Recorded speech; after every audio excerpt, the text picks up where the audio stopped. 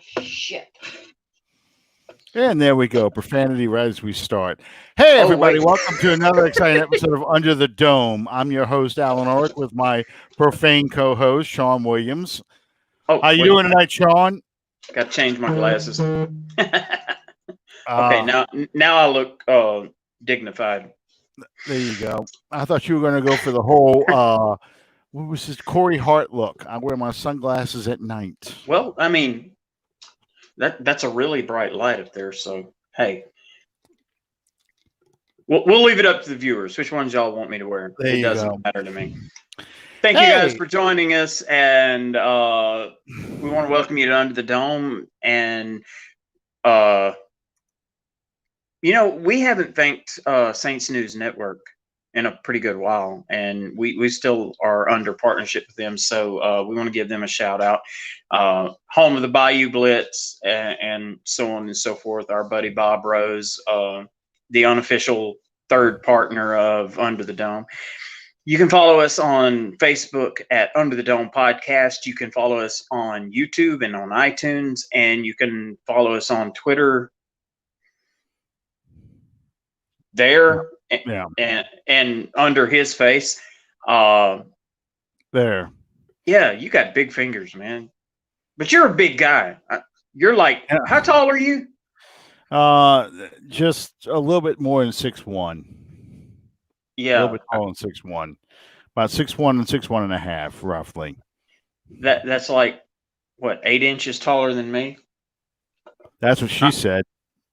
If I'm wearing boots or really thick tennis shoes, I'm 5'7", but I make the best of what I got. Anyway, I got you. That's what she said. Yeah, well, all right. Depending on which she you were talking about, I know a few that were right. All right, so my brother is in here, and so is my son. I probably shouldn't have went that route with that. Then. Yeah, well, no, it doesn't matter. My brother mentions that Joe Bugle passed away, who was the offensive line coach of the Hogs, the Washington Redskins, in the early 80s, and also was head coach of the Cardinals, Arizona, Phoenix, St. Louis Cardinals. I think they were the Phoenix Cardinals by the time he was a head coach. So, no. I don't mean to contradict you, but I think they were still in St. Louis when Bugle was their head coach. Okay, you'll have to fact check me on that, but I want to say that that's right. I know they left in the late 80s, not long after the Saints were sold to Tom Benson. So I want to say 88, maybe 89. Let me see. I know I could Google this faster than Arizona Cardinals. And one of my wife's classmates works for the Arizona Cardinals. Let's see. Come on. Franchise history. They moved after the 87 season. So, yeah. Wow. And they became the Phoenix Cardinals. Yeah. It's been that long. No, well, yeah. Yeah. Let's see. Head coach history. That's retired numbers. You kidding me? You're skipping over. How the hell do they retire Night Train Lane from the Cardinals? He was only there 5 years. He was a Detroit Lion. Oh, well. The Saints do the same kind of crazy. I was looking at retired numbers, and they had, Ring of Honor. They got Night Train Lane in there. And I was trying to figure out how Night Train Lane would be a Cardinal when he's more known for being a Detroit Lion. That would probably be maybe not to probably more so, but be along the same lines as Billy Kilmer being a Saint. Well, yes and no. I mean, yeah. Let's see. I know he went back to the Redskins. He was head coach of the Cardinals from 90 to 93. So that was the Phoenix Cardinals when he was there. Okay. I stand corrected. You're right. Well, they went back. The funny thing about the Cardinals is they went to the Washington Redskins quite a few times. Yeah, Avery got it, Phoenix. They went to the Cardinals went to the Redskins a few times to get people as to be their head coach because they got he was a I just saw his name a second ago, and this is when it was the St. Louis Cardinals, and they had him on NFL Films one time, and they had to bleep out almost every word. He was bad, but Well, that sounds a lot like Greg Williams. Let's see, Arizona Cardinals head coach history. I can picture him. He was the coach in the early '80s. And white hair, cranky old man. Wasn't Hannafin, was it? Yep, Jim Hannafin. That's who it was. 80 to 85. I knew it wasn't. I knew it wasn't the guy immediately after Don Coryell because that was Bud Wilkinson, and that was a disaster. They tried to pull Wilkinson out of college to coach the team, and he just was not up to it. Yeah. And then I remember Gene Stallings. Gene Stallings came over. Then he left the Cardinals and became head coach of Alabama, and then took Alabama to the national championship for the first time since the Bear Bryant days. Well, as long as we're noting in retrospect and in remembrance, there's one that I'd like to acknowledge. It's not like any special anniversary, but everybody that knows me knows that my number 37 jersey hanging right over there, it's not a tribute to Steve Gleason. Anybody that knows me knows that I started wearing, as a player, I started wearing number 37 to honor the memory of Joe Delaney, who was a standout player at Houghton High School in Louisiana, and then went from there to Northwestern State and was a standout player there, and was drafted and played, I want to say, 2 seasons with the Kansas City Chiefs. Yep. And in his 2-year career, he made the Pro Bowl, I want to say, 1 year. And this past week, well, for those who aren't aware, Joe Delaney lost his life. He was not able to swim, and he dove into a pond at a water park that was right here in the town where I'm living, actually about 3 miles away from where I'm sitting right now. He dove into a pond to try to save 3 young men who were drowning. One of those 3 young men lived, but Joe Delaney, along with 2 of the others, lost their life, and they dedicated a monument to him in that. They shut the water park down, I want to say, like 2 years later. And the hill where the water slide was built on was broke down, and anything that would remind anyone of it has basically been erased. But over the past week, they dedicated a monument to Joe Delaney in that park, and I thought that was a real class move. And the ironic thing is, Kansas City won the Super Bowl this year, and it was 37 years after they won their first Super Bowl, and he wore number 37, so that was pretty cool. Oh, okay, yeah, that's true. All right. I didn't realize that until I saw the news broadcast covering the dedication of the memorial. Really? Okay. Yeah.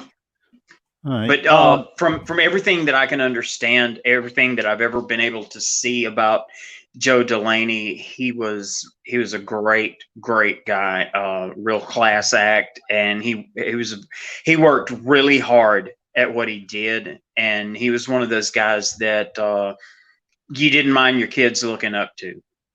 Absolutely. Avery brought up the Dennis Green's "They Are Who We Thought They Were" speech when he was the Arizona Cardinals, and I I just want to throw this in there. That was a year I had the Chicago Bears defense / special teams on my fantasy football roster, and I was losing going into that Monday night game, and I won because of that game, because all the points Arizona scored and all the points that Chicago scored all came off of defense special teams. So it was a fun night. Yeah, Dennis Green had a heart attack for your benefit. Thank you. Yeah, well, I mean, that was probably one of the greatest meltdowns. There's a video. No, it doesn't come close to Jim Mora. I'm sorry. Well, it was a classic, but now I can remember vividly driving a tractor and hearing Jim Mora's meltdown the whole playoffs. Hearing that and thinking, oh, this dude's going to be on the unemployment line in about 10 minutes. Well, there's a video on YouTube. It's all the great coaches meltdowns, and you get, playoffs. You get a lot of Mora. You get Dennis Green. You get he was the coach of the Jets, Herman Edwards. Herm's good for a soundbite. To win the game. Yeah. Hello, you play to win the game. That is a great one. You get I think the Oklahoma State coach is in there too. Gundy. When he was Mike Gundy. When he's talking about going after the kids, and he says, "Come after me. I'm a grown man." His voice cracks. Oh, it's hilarious. Yeah. But hey, if I was a head coach, I'd probably be in the same kind of situation, because I couldn't hold my tongue. I'd say I'd say some stuff. You're paying me a minimal contract to lord over guys that you're paying like 10 or 20 times what you're paying me, and you want me to keep the control of them and rein them in, and no. It's just the frustration level. You'll get, because like I said, you don't coach players to make stupid mistakes and then they're after you for, why did you do this? Why didn't you do that? Well, okay, Mr. Monday morning quarterback, Yeah. It's so easy to think that. Of course, that's what we do on this show, but that's beside the point. Well, I mean, not really. But, it goes back to the old saying, players win games, coaches lose games. Right. Always. Victory has 1,000 fathers. Defeat is an orphan. That's John F. Kennedy. One of my favorites is remember the old Bud Light commercials? Real Men of Genius. Yeah. Real Men of Genius. Well, did you know, first off, that the guy singing that song was the former lead singer of Survivor. He sang "Eye of the Tiger." Paterick. Yeah, no, not Jim Paterick. No, Sullivan. Jim Paterick is Ides of March, Vehicle. That's him. He sang that song. He also wrote the songs for 38 Special, Rockin' into the Night, Back Where You Belong, Hold On Loosely, all those songs. And Jim, he is a guitarist with Survivor, but he wasn't the guy who sang the song. So the guy who sings the song. Anyway. I think his name was Sullivan. I think you're right, because Jamie Jamison was the guy who replaced him, and he sang I Can't Hold Back, Burning Heart, High on You, all those songs from the Vital Signs album, those songs. Yeah. Anyway, and he passed away not long ago. But the Real Men of Genius, the one I'm thinking of is, and the reason why I bring it up is, he says, they say those who can't play coach. Apparently, those who can't coach sit 4 rows back, shirtless, shouting obscenities. So, and of course he goes, "That's right, motherfucker." He didn't sing that in the background. So it's awesome. My God. Yeah, it did. It did start out Real American Heroes, and then changed to Real Men of Genius. And I've got on one of my old computers. One day I'm gonna have to fix that hard drive and just pull all these things off. I'd saved like a dozen of these things. You know, the silent gas passer, Mr. All You Can Eat Buffet Man, Mr. Mr. All You Can Two-Payer. Eat. Yeah, And they would find they'd have a title on it like this long. Oh yeah. And they'd Mr. Computer Fixer in the industry. Yeah. Make it fit in there. Mr. Really Bad Toupee Wearer.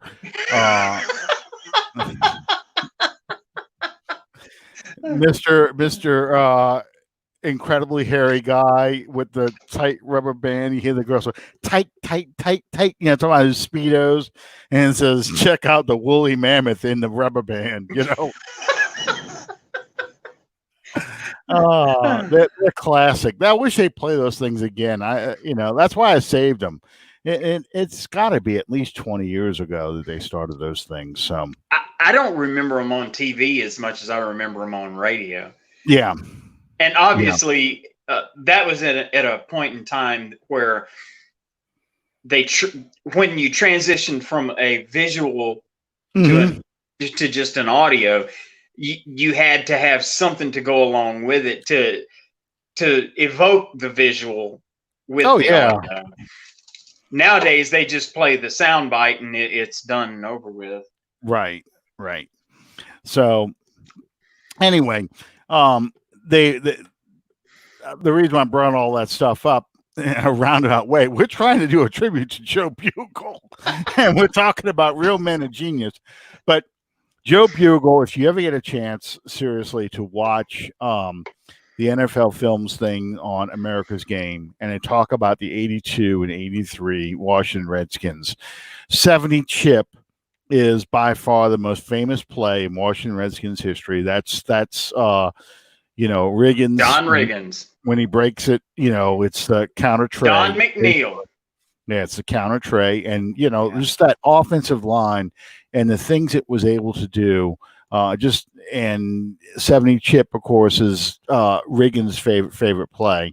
And you can just picture him breaking to the outside, going down the sidelines, and, you can hear the announcer go, he's gone, 73 on. You hear the diesel horn getting pulled, and that was on a 4th and 1 play, actually. Yep. Had Don McNeil stopped Riggins initially, that game would have ended much differently, I do believe. Well, if I'm trying to picture him, I can picture him. It's not AJ Dewey. It's one of the B's. Bo Camper. I think it might be Bo Camper or Brown.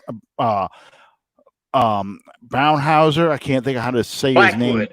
No, not the Blackwood brothers. Baumhauer. I think it's Baumhauer. Yeah. Just missed picking off Theismann in the end zone. And if you pick Theismann off in the end zone, the Dolphins can run the clock, and now the Redskins can't run the football because they're going to run out of time. Well, that you can say the same thing about I want to say it was the following year when the Redskins played the Raiders. Mm-hmm.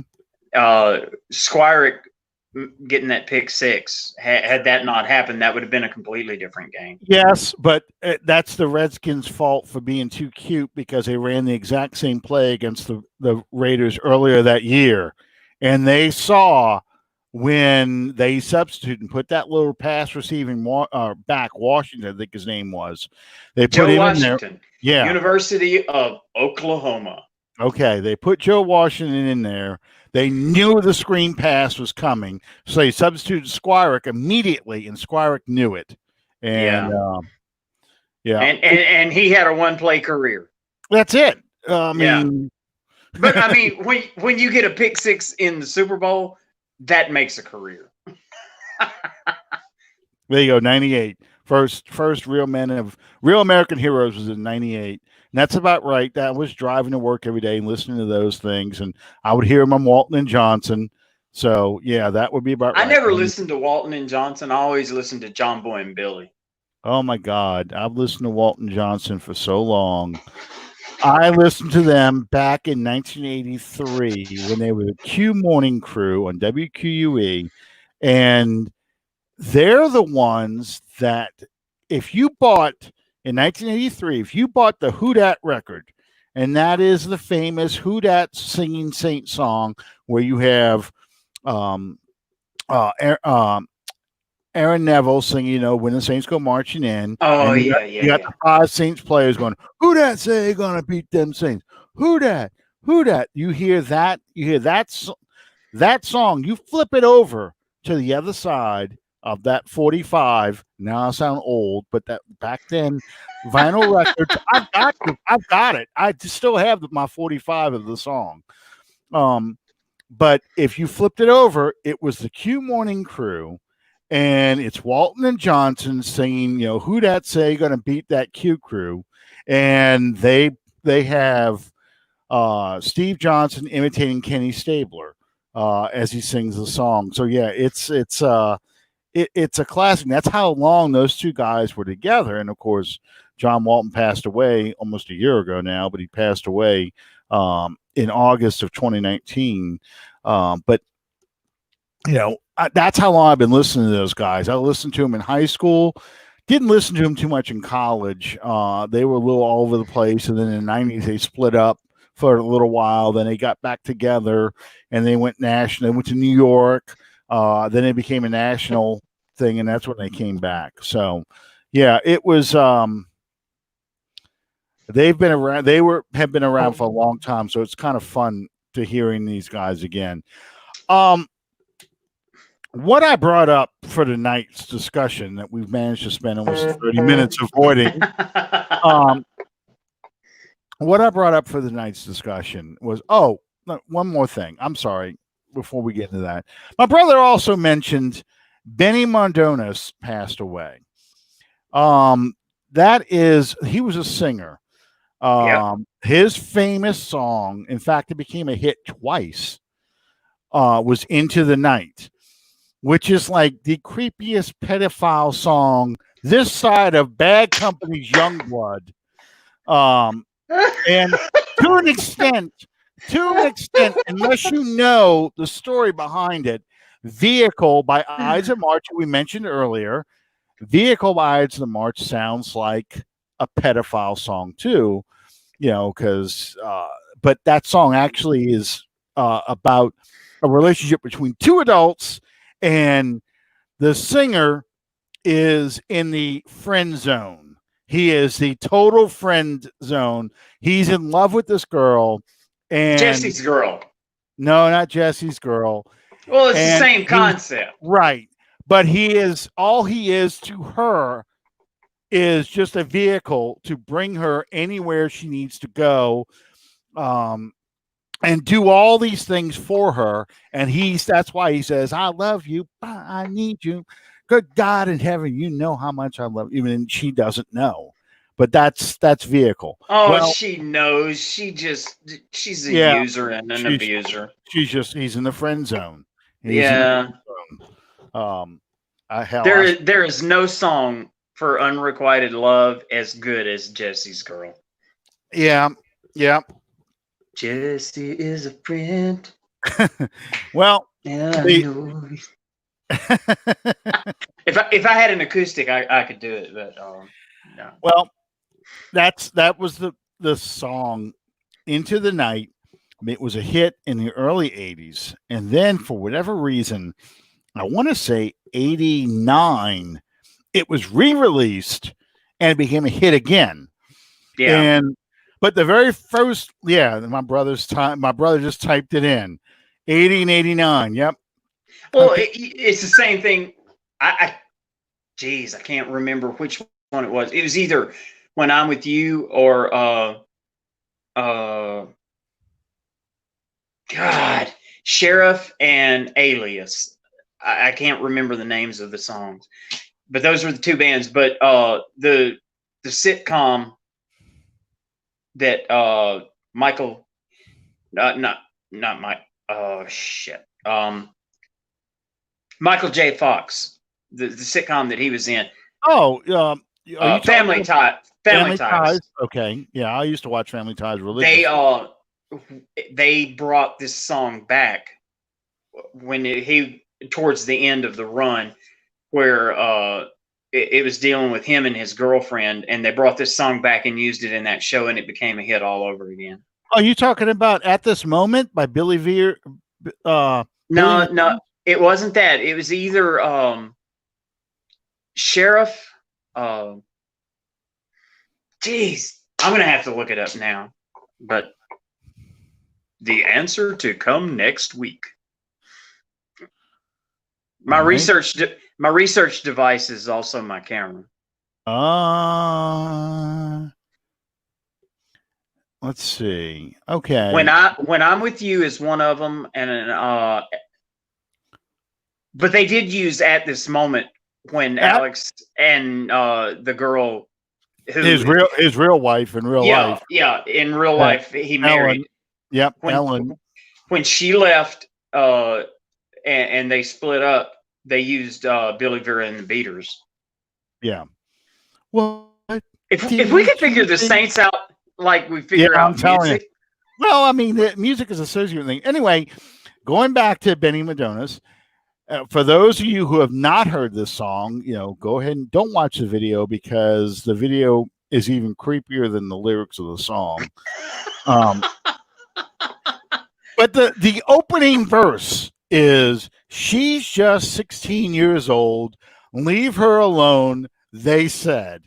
And so I'm like, okay, now this pretty much establishes the relationship between these two guys. But the popularity of the song really is not only the music, but this guy went to the Joe Cocker School of Singing.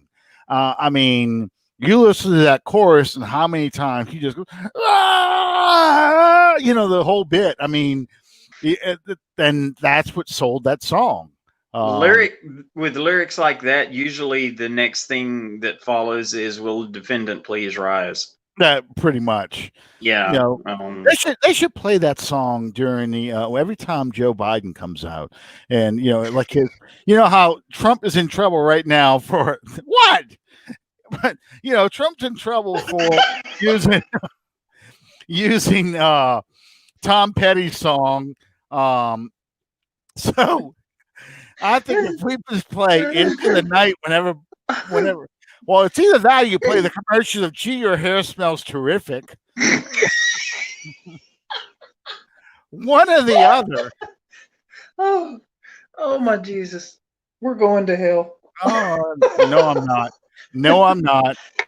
That's dead on, So anyway, but it was interesting that song became a hit twice, and that's really what he's known for. He's a one-hit wonder. I mean, you had other songs. I don't either. I looked it up just now, and I'm not sure what song he's talking about either, Danny. Yeah, I had a crush on Tracy Pollan for a while there, because of Michael Fox and Family Ties. Yes, indeed.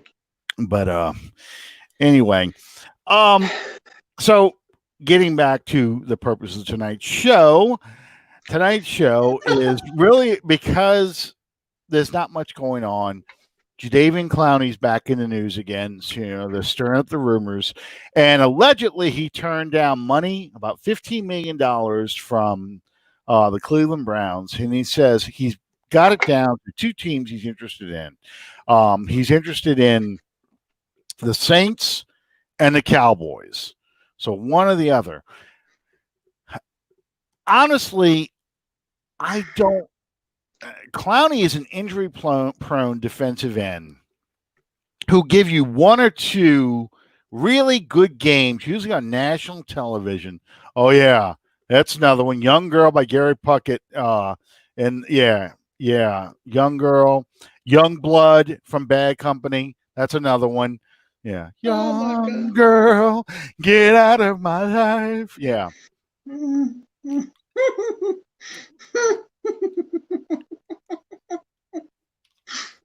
Yep.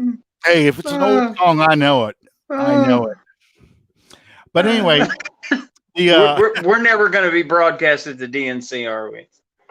Oh, you don't want me broadcasting DNC. You really don't want me broadcasting Well, DNC. I'd rather be broadcasting the DMZ than the DNC. There So we go.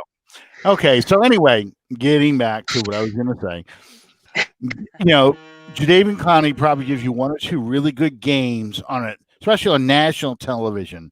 But he's injured a lot. And yeah, granted, you've got the player he's going to be backing up has also had his fair share of injuries in Marcus Davenport.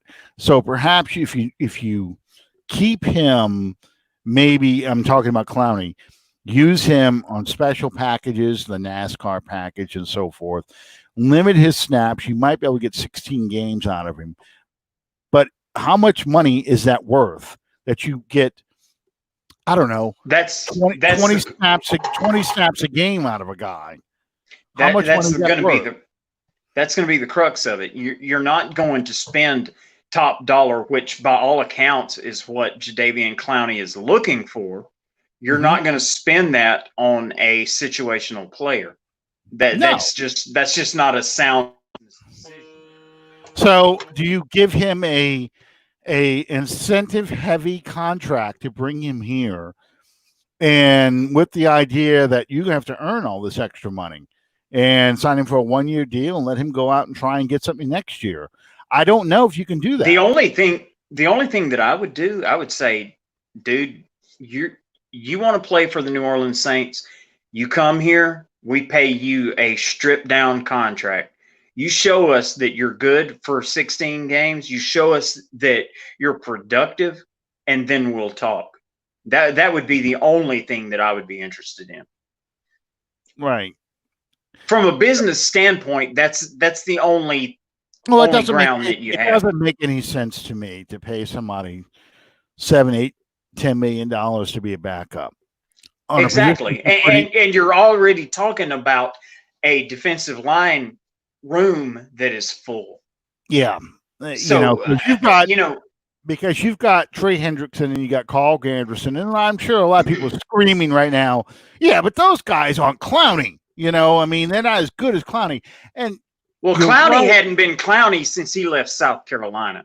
Well, and that's just it. You get one or two highlight making plays, or you get one or two impactful games. Thinking about when they played the Kansas City Chiefs. No, I'm sorry, San Francisco 49ers on Sunday Night Football. You got an impactful game out of Clowney that one game, but he didn't show up the other games. So there's 17 weeks in the season. How are you going to be an impact player 1 week out of 17? Right.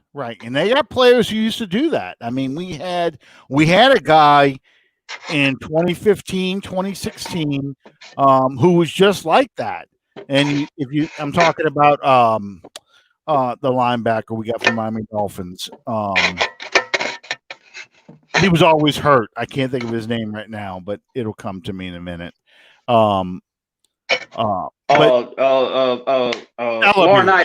No, Danilo Ellerby. You got that with Ellerby, where he would just show up, play lights out for a game, then he was injured again. Yeah. We don't really need another Ellerby here. And I'm not saying Clowney is Ellerby. I think Clowney's a better player than him. But Clowney has all the talent in the world when he's in the right situation. And the most ideal situation for him was to be paired up and bookended with J.J. Watt. Yeah. And when you moved him from that situation in Houston to Seattle, where he didn't have that bookend, he was exposed. Now, bookending him with a player like a Cam Jordan, who knows?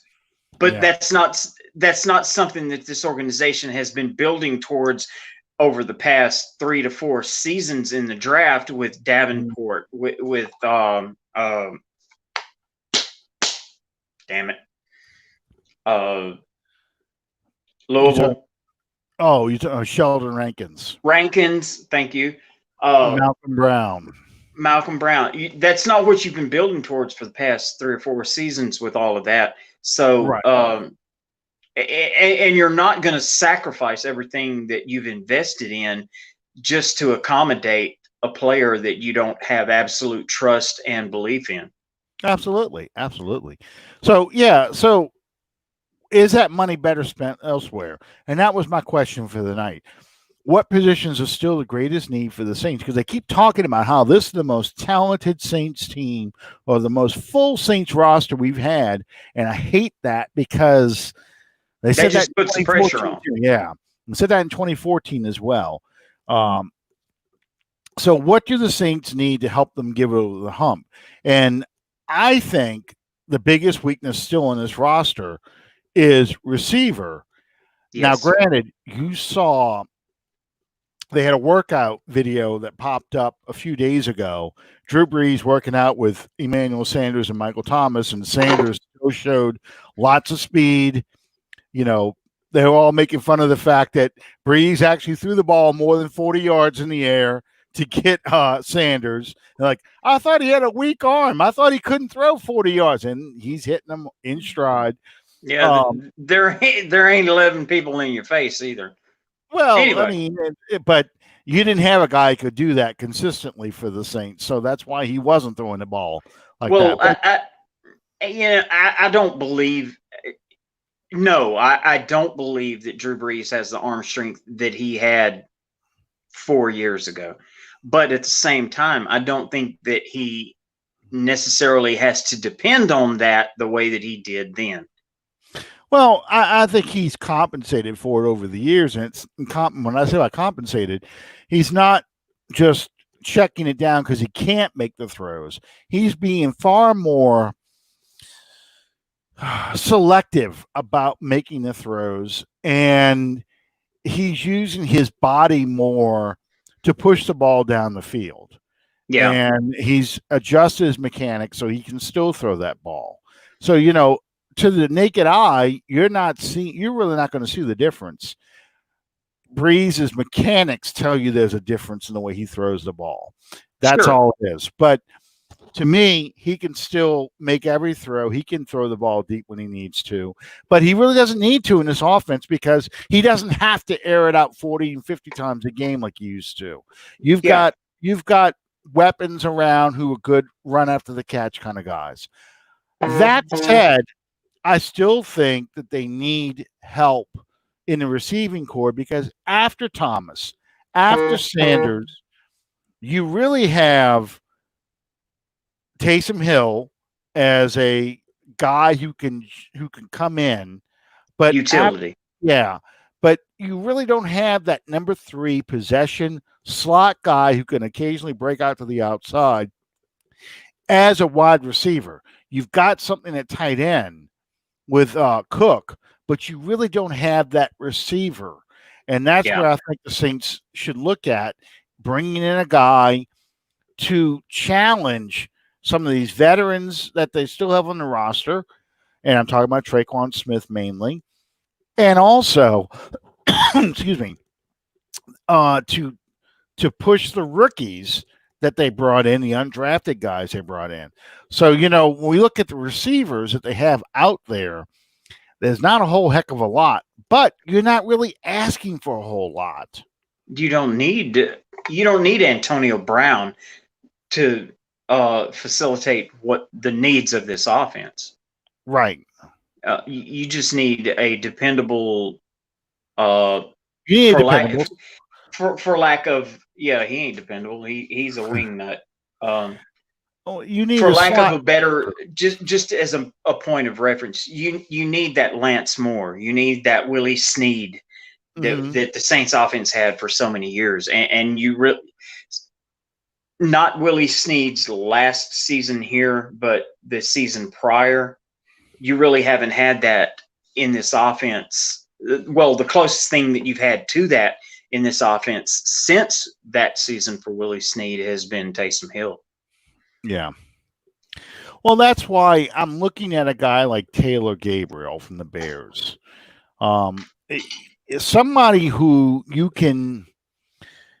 don't need him to be out there and catching 10 balls a game or anything like close to that, but you need him to catch 1 or 2, 3 passes a game on third down. when he's just got one-on-one coverage, and he may even be the second option. You don't, a guy like, well, hell, you could almost say Justin Hardy from the Falcons, or Uh, yeah, a guy like Paul Richardson from the Redskins, who they way overpaid, but yeah. getting him on a cheap contract, just to come in and catch, I don't know, 25 or 30 passes all year for you. Yeah. Just someone who is going to be a semi-reliable option on third down that a defense will have to respect because he's got a bit of a reputation in the league. I Hell, mean, I don't even care if he has a reputation. If he's got hands and he can catch 3 balls a game if necessary, 2 at the worst. I mean, honestly, you're not going to get an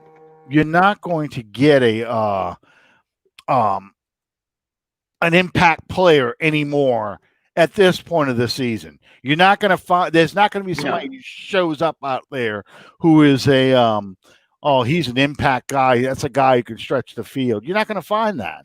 You're really not. No. You just need a guy who can work in your offense and make some catches. You just need someone that you can depend on.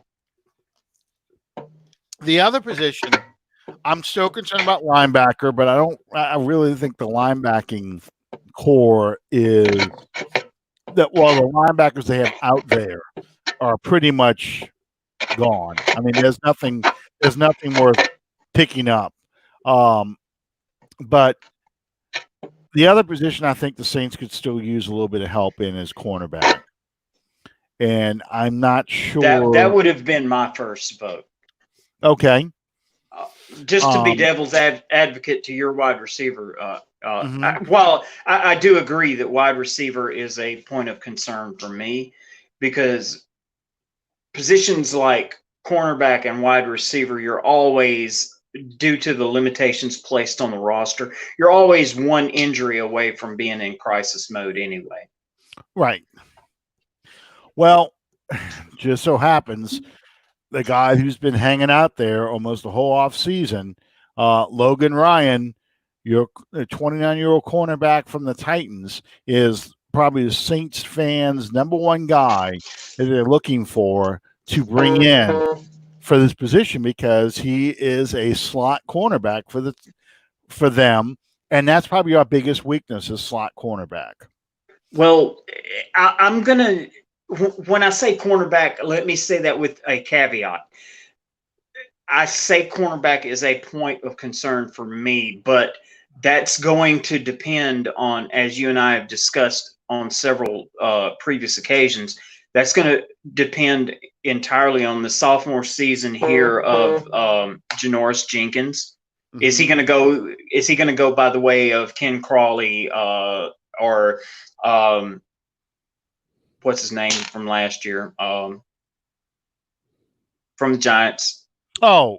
Jack Rabbit. Janoris Jenkins. No. The other one. Eli Apple. Eli Apple. Okay. Is he going to continue the trend that those two guys established, where they have an outstanding first season and then they fall off the cliff in the second season, or is he going to be established and dependable moving forward? Right. If you have Lattimore on one side and Janoris Jenkins on the other side, that solidifies your lineup in a big way. Mm-hmm. And since you talked about Joe Biden, I'm going to make my political statement for the night. Okay. I hope Malcolm Jenkins finds another place to play before the season starts. Well, I'm not going to elaborate. I'm not going to get into I'm not going to be drawn into a tirade. I really am not. I don't mean to make this a political or whatever show, but the extent that this man has gone to to cultivate discontent. I'm, and that pains me. Anybody that knows me closely will know how much incredible respect that I have for Malcolm Jenkins, because when I was sick, Malcolm Jenkins is one of the Saints players that kept in touch with me and checked on me during my my rehab and my chemo treatments and all of that. I have huge respect for the man. I just don't agree with the way that he's handling this. I really don't. And you're either part of the problem or you're part of the solution. And I respect the man's stand on thinking that he's being a part of the solution, but I don't agree with it. Well, I'm mad at him for calling out Drew publicly, and it'll take me a long time to get over that. Exactly. I agree completely. But family business is handled in the family. You don't do that. Well, even if you're going to handle it publicly, there's a better way of doing it. As emotional as you may be about it, telling someone to shut the F up, who's supposed to be the leader, that really, really, really angered me. But I'm not going to get into that because that's me. That's my. I don't. Given that you should know who this man is, telling him to shut the F up because you disagree with him, because you disagree with the man. That's not a conversation. That's you have the conversation. You don't attack the person, and that's what infuriates me to this day. But if you don't respect what the man said, and there again, I'm not going to sit here and try to justify any of that. What Drew said is a matter of public record. You can decide for yourself. I'm not going to do that. If you don't agree with what the man said, that's one thing. As a player in the National Football League, as a senior player in the National Football League, knowing what locker room unity means to every organization in this league, you do not go out of your way to attack the unquestioned leader of the organization that you choose to play for. To me, it's not even the fact that he's a leader in the locker room. It's knowing who the man is and knowing what he has done and knowing what he is willing to do. I don't care what he said. I don't care how angry it makes you to hear him say it. You show the respect for what the man has done for his community, for anybody, regardless of race, creed, income, whatever. And you say, like Benjamin Watson said, I don't agree with him, but I respect the man enough to say that. And I can talk to him. I will have a talk with him and help him understand my point of view. You don't say shut the F up. No. You never say that. When you said that, you disrespected the man, not the player, not the leader, not the community, the upstanding man in the community or the city or the state. You talk to him like he was some guy on the street that you don't even know. You talk to him like you are in your car. When somebody cuts you off, you don't know who that person in that car is. You don't know anything about them, but you just accuse their parents of never being married, and you just told the whole world that they're a certain family origin. But their family tree never forked. Right. That's what pissed me off more than anything else. It did. And that's why it's been so hard for me to hold my tongue on that. And if I piss off people, so be it, because I'm tired of holding my tongue on this. I just I don't like being drawn. I don't like being drawn. Go ahead. He deserves the respect, at least to say, I don't agree with anything he said. It makes me angry right now to hear what he said. And I'm talking as Malcolm Jenkins. Sure. And I will talk to him about it. And that's all I got to say about it. You don't throw the man under the bus. I could have handled that. That wouldn't have bothered me in the least. But to say what he said about him, to say, shut the F up. Man. You are a grown man and you are a professional. Don't act like a punk ass. Well, don't act like he's a stranger. Don't act like you don't know who the hell this man really is. That's what you just don't treat somebody like that. No matter how angry they make you. What's the first rule of fighting with your spouse? You never attack the person personally, because I know. but it is that the fundamental rule of fighting with your spouse is you don't attack the person personally. What are you laughing about?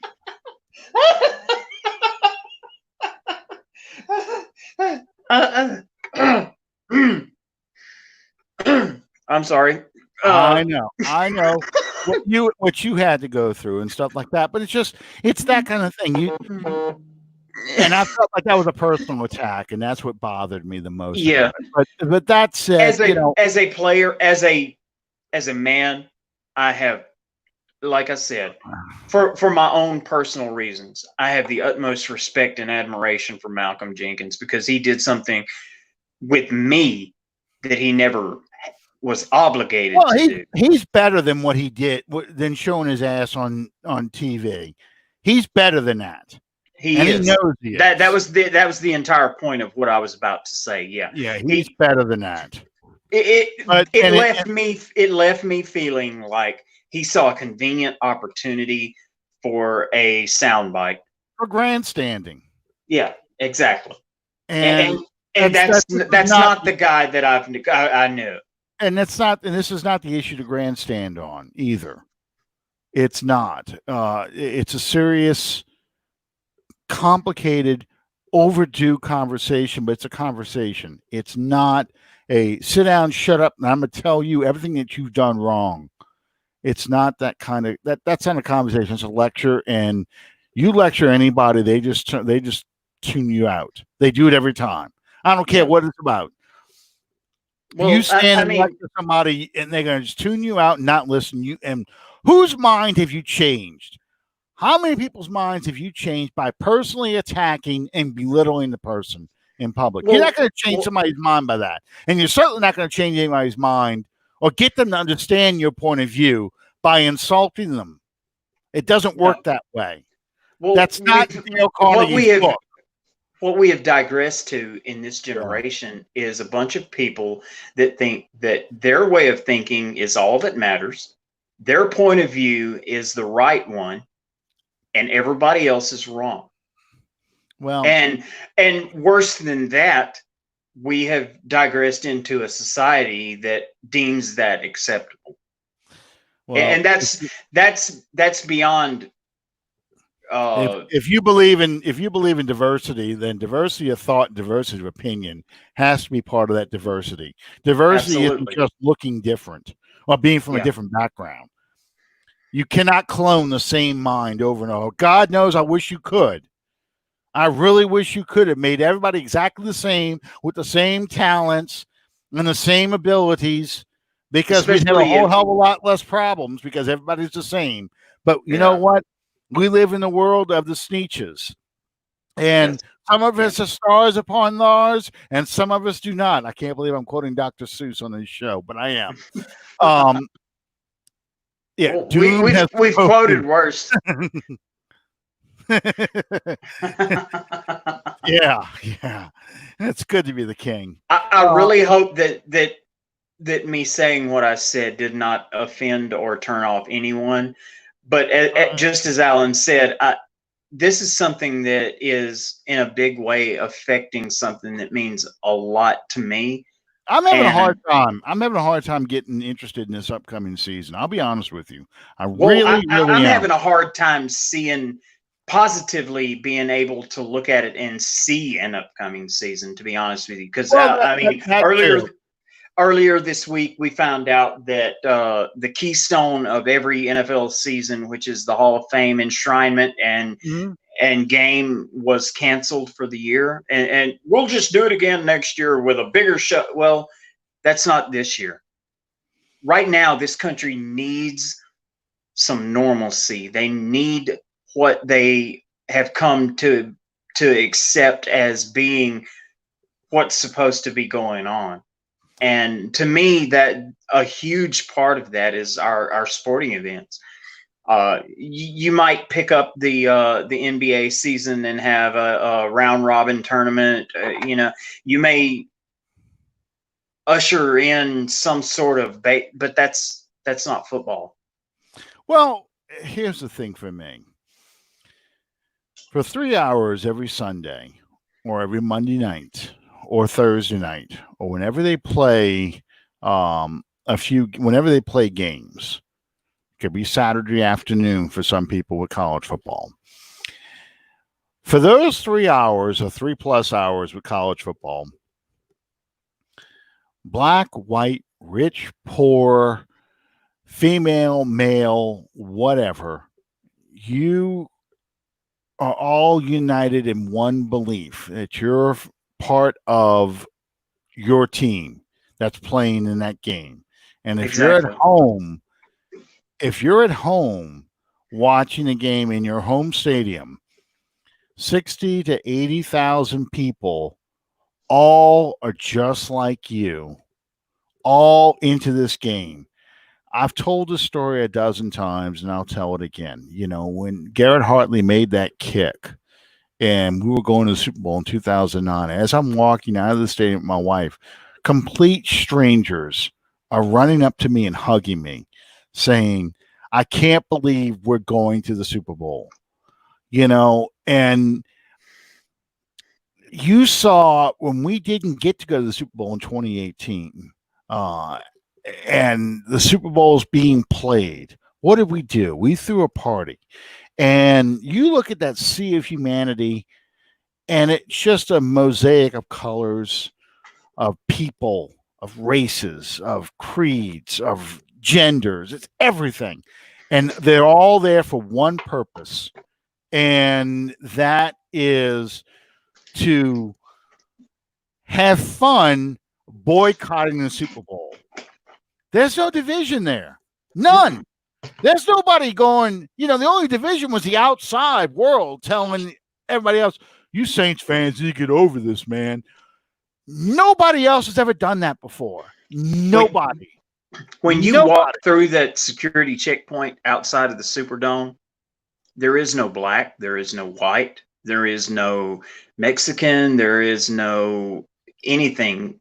When you walk through that checkpoint, you become a member of a completely different entity called that's the only color that matters. That's right. Or your white jersey. One or the other. Black and gold. That's all that you are. That's right. And what did we say? What was that story I was telling you last week when I had my own personal jersey in 2006? I'm wearing number 12, and people ask me, "Where'd you get that Colston jersey? Where'd you get that Colston jersey?" The people who dress up as the characters for the games, the Joker, the Whistle Monster. Yeah. People they don't know who this guy is, and they're coming over. I want to take a picture. Here, hold my kid. I would take a picture. You would never do that in real world.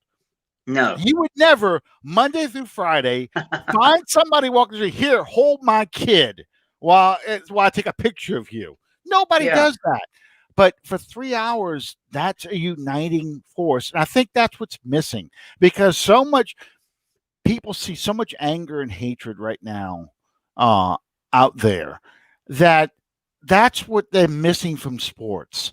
They're missing, hey, man, did you watch the game last night? Hey, man, did you see that pass that Drew threw? Yeah. And like they said with the Saints, unlike any other city. How the Saints do that Sunday affects work on Absolutely. Monday, because when they lose, it's, oh man, we lost. But when they win, hey, we won. We won. You know, and you can call any of those guys that worked for me at Rogers Manufacturing in 2009. They knew when the Saints won and when we lost, because Monday morning I come out there and it's like, all right, let's let everybody, you know what to do. When Dallas beat them, it's like, get your ass over there and do what you know you're supposed to be doing. Yeah, I mean, it's and that's what's driving people crazy about all of this, is they want to have that united feeling again that sports gives them, unlike anything else that's out there. You exactly. know, and you look back, Democrat, Republican, doesn't matter. You're united in your belief and your love of the team. That you look back at the whole kneeling thing a few years ago. Everybody was going to choose sides, and this was going to be what. And it took all of 2 or 3 weeks before that was completely squashed, and everybody was about Saints, Raiders, Ravens. Everybody was about their team and not about all of this other divisive stuff. Well, sports is something that brings people together, and that's something that this country desperately needs right now. Well, it's what people are craving, because that's what they consider normal. Exactly. That's the normalcy that people are looking for, and it's missing. And yeah, politics is creeping into sports more and more every day. It's always been there as an undercurrent, but it's being pushed more to the forefront, and it's really a bad time for it for a lot of people, because they want it pushed to the back, because they want to feel a part of something again, a uniting part of something. They don't, it's a political year, it's an election year, so that drives people crazy too, because you and I all know, and I'm sure everybody here will say the same thing. When the commercials start coming on for an election, I mean, God, you just can't get past that thing fast enough. Mute it. And it doesn't matter if it's your guy or not. Mute it. I don't want to hear it. I don't want to see it. I'm sick of it. I'm sick of it. When will this election be over with? I'm sick of hearing about it. But when, going back to sports, when the Saints win, how many of you people, I'm asking you all out there, how many of you people watch every highlight show and watch every news story, and you want to see if they're going to talk about that Saints game, and you want to see that play? You've seen that play 1,000 times, but you want to see it again. So and on Monday morning, people hitting social media talking about, I can't believe they only showed 3 plays from the Saints win. Yeah, exactly. And that was the thing in the 70s with Howard's highlights on Monday Night Football. That if you didn't show that team, people were mad, and they were sending death threats to you didn't show the Dolphins this week. You didn't show this team. So they showed 3 highlights from a Saints game, and one of which was the screenshot of the final score. Right. Exactly. And the other 2 was usually like Joe Montana throwing bombs that ran up the score on us. Well, yeah, and when they lose, man, you don't want to see anything. You don't want to eat. No. You don't want to see the highlights. In fact, I used to have a thing I copied years and years ago off of a Saints website, a Saints fan website, and it was talking about this. It's almost like the stages of death and dying, but it is how Saints fans go through the week as after a loss. And that Sunday afternoon after a loss, you're reporting the networks for FCC violations because they're showing obscenity called highlights of a game, and you're writing letters to the editor demanding the Superdome be demolished and the team be abolished because you can't deal with this anymore. And by Thursday, it's a lot longer than this because there's something every day. But by Thursday, you're coming around again. No, Yeah. this is our week. This is our team. And You're then Friday, believing that this is right. we're going to turn this around. This is going to turn around. And Friday, you're watching the preview shows for the prediction shows for the upcoming games. You're like, why are they so down on us? Man, we never get no respect. And then Saturday, you're looking at, I'm going to buy this jersey. I'm going to buy this, And then so Sunday, you're in your, I know what I did wrong. I wore the wrong jersey. Yeah. It's cursed. Yep. I forgot to wear these socks. I didn't cook this meal. I didn't watch it from this chair. I didn't put on this TV. That's why we lost, So yeah, I mean it's always something, that you convince yourself. So you're all gung ho, and if they lose, you start the cycle all over again. But if they win, you're going for it. We're going to the Super Bowl. That's it. That was a turnaround. This is the game that turned it all around. I knew we should have been playing this guy. I knew we should have been calling these plays. Yeah. So yeah, but that's the fun of sports. That's what makes sports. That's why you enjoy it. That's why we play the game. Boy, you just wrapped that all up in a nice, neat little bow and brought it full circle. That's how I write. Man. That's how it rolls through my head. Yeah, Chad. We talked a little bit about that. Logan Ryan is still a free agent. And that's somebody the Saints could possibly look at because we have right now PJ and P Rob, your nickel and dime backs behind Gardner Johnson, Chauncey Gardner Johnson. So I'd sign Calvin Griffin over those two. Yeah, I know. I'm reading the sidebar as we go through this thing. But ask Calvin if he's in game shape.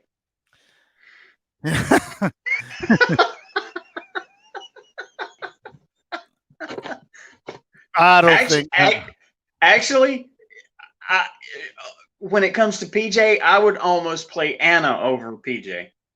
Oh my God, you just ripping into people, huh? Well, I have absolutely no faith in PJ. Well, I'm not in game shape unless round's considered a shape. Well, round is a shape.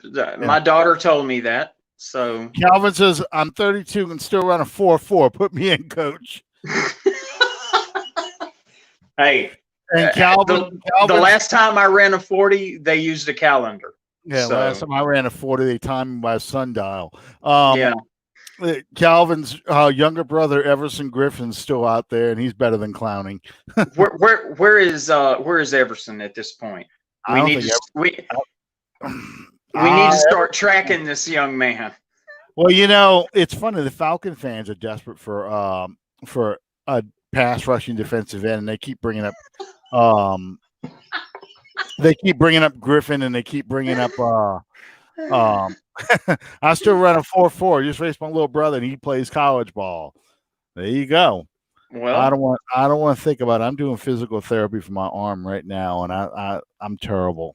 So, man, I thought about running from here to the mailbox, which is about 15 yards.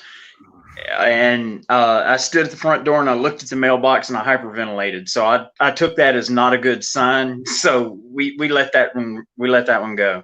Well, about 10 years ago, maybe a little bit longer now, my son was playing flag football, and we got to play at the Saints practice facility. And at one point, we were in the indoor training facility. I'm at the 20.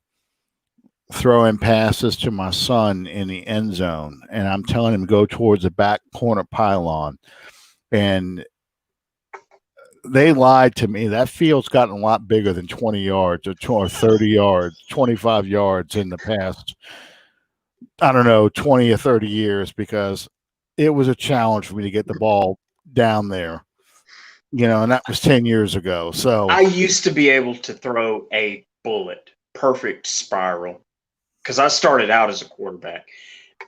And now I get out there to play catch, and I look at the football and I make sure that I'm holding it, got my fingers on the laces, finger on the point, and I throw the hardest, most direct bullet 5 yards in front of me into the dirt that you have ever seen in your life.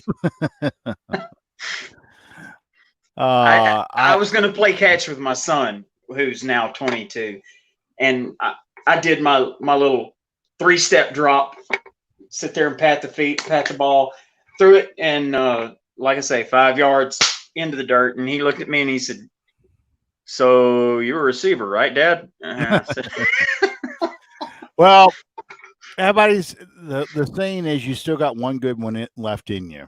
And no, I don't. Well, I think I fired it at my son's or his best friend's 11th birthday party. It was at an indoor facility, and these kids were feeling full of themselves. They were 10 and 11, and they decided to play the adults in football, flag football. And I got a snap. I was going to be quarterback for the adults, and one of the dads ran a slant pattern on these kids. I feel so bad. They run a slant pattern on these kids, and I laid up this perfect spiral right down the seam over 10-year-old kids. It's going way, way, way over there. I mean, it's this high arcing ball. It drops right in the dad's hand, and he's gone. And these kids are mad because, I'm like Kramer. We're beating children. But that was my last great pass I had in me, because, I mean, that was a thing of beauty. Even I had to stand back, look at this. Look at that thing. That was gorgeous. And it just comes out of my hand perfectly.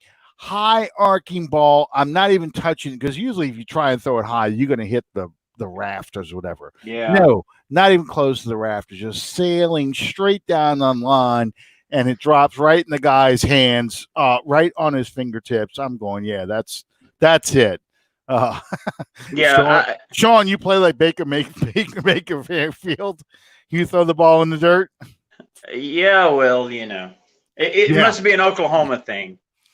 Yeah, and one day I decided to play my son and his friends in basketball too, and that was a mistake. I needed cardiovascular help after that one. That was a tough one, and they were several years ago. 15 when I did that. Several years ago, we went to Destin. I took my 3 kids, and we're down there, and I'm walking towards the beach, which was like 150 yards. My son comes by and slaps me on the ass and says, "How about it, old man?" And he's jogging. And I said, "Oh, hell, but no." And I took out and I passed him, caught up with him and passed him. And about 3 steps after I passed him, that hamstring said, "You're an idiot." And I fell. You see, that's when you pull up. He said, "I just wanted to prove I could do it." Just pull up. Yeah. Well, I was in mid stride, and that hamstring says, and I ruined the rest of the trip. I bet. Well, I don't know when it happens, but it happens to everybody. So yeah, Father Time's undefeated. Now, I was a hell of an athlete when I played, but God has a way of revealing reality to people, and the reality is them days are gone. Yeah, I've got this scar now on this arm to discourage me from doing that kind of stuff again. That's my broken arm, and that's what I'm doing physical therapy on, and I'm also right-handed. So, there's just... Yeah, the throwing arm... Yeah, the throwing is something in the past right now. I'm trying to get full motion back, and that's the main thing. Be able to hold my arm up over my head, reach behind me, reach around me, all that stuff. I can't do any of that very well. I can do it better now than I was able to. I was only able to go to here, but now I can at least come to here with it. But it's still, I got a little road to go. So, Well, we all get there eventually. yeah. I remember when I absolutely obliterated my knee, and I couldn't imagine. For the longest time, I didn't think that I'd ever be able to really be able to walk right. Be Mhm. walking with a limp. And over a period of time, it healed and it got better. But as far as like being able to run a 4.340 again, no, that'll never happen. Yeah. No, I'm gonna keep working at it. Then I can hit the weights again and get back into shape. So that's the goal. But 2020 came into existence, so that's not happening. Yeah. Guys, thank y'all for sticking with us. We went 15 minutes over, but we talked a little bit of everything, and even went to some places we didn't want to go to. But that's We are the typical for this best show. hour. We are the best hour and a half hour show that you've ever seen. That's right. We're kind of like Dave Treen in 60 Minutes. Edwin Edwards one time says it takes Dave Treen an hour and a half to watch 60 Minutes. So I could tell you a dozen Edwin Edwards stories. Edwin Edwards was a modern day reincarnation of Huey P. Long. Yeah, he even if you don't like him, he's got a million stories to make you laugh. So Yeah. I can't fault him too badly because Edwin Edwards actually brought down the 49ers dynasty for us. So he did what the Saints couldn't do because he got Eddie DeBartolo in trouble, and Eddie DeBartolo had to sell the team. And except for that brief time with Jim Harbaugh, and now this time, the 49ers have never been the threat they were when Montana and Eddie DeBartolo were around. Yeah. So yeah. that's a good And thing. people can say what they want, but in terms of being something, being a positive force for the state of Louisiana, you're going to be hard pressed to find someone that was more of a positive force for Louisiana than Edwin Edwards. Well, yeah, I could debate on that, but have an impact on the state. Have the impact on the state, that's for sure. Yeah. Anyway, thank you guys for sticking with us, and we'll see what new surprises lurk next week for the Saints. I'm anxious to get back to football. We'll see what happens. Is it Halloween yet? No, not yet. Not yet. It's 4th of July next week. So, I'm sorry, this weekend, 4th of July. So, Saturday. Yeah. Saturday. At the racetrack. Anyway, thank you guys for sticking with us. Sean, you have any last words? No, we just want to, as always, we thank you guys for joining us. You are what makes us do what we do, and we love you guys, and we thank you so much for choosing to spend your Tuesday nights with us. Absolutely. Thank you guys for sticking with us. And I see Calvin mentioned John McKiffin. He's one of the fathers of the Superdome. Yep. Dave Dixon. Yeah. Fox McKiffin.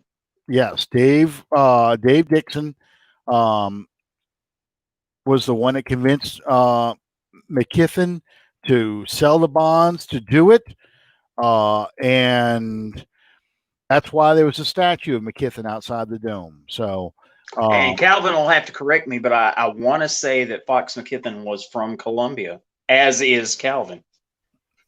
Maybe so. I don't know that much about McKiffin. All I know is after Dave Dixon pitched the idea and showed him his sketch of what he envisioned, McKiffin jumped up and said, "By God, when we're going to build this thing, we need to build it right now." So that's how important he is. So yeah, that's probably the biggest legacy he's left behind.